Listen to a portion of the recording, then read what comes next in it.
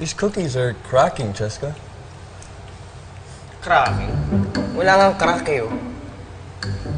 In London, we say cracking means terrific, wonderful, or great. Ganun? Well, here in the Pilipinas, pag sinabing cracking, sira na, hindi na masarap yung lasa.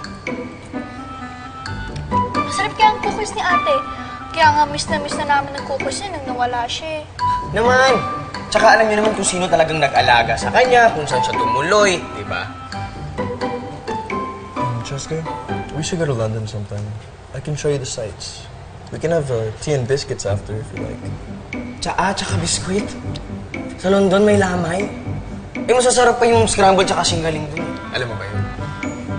What is scramble and shingling? See? You know nothing, chandelier. Oh, wait. Mabuti pa, kumain tayo ng mas maraming cookies. More cookies? Ano?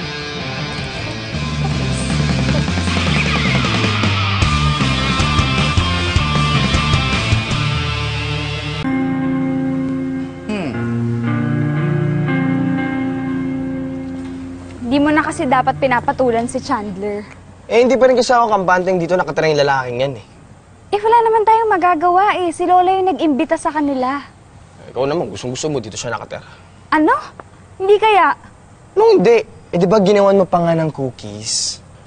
Para sa mga kapatid ko yung binake ko, hindi para sa kanya. O sige, simplehan na lang natin. Kung talagang wala kang gusto sa lalaki, sabihin mo yung tungkol sa relasyon natin.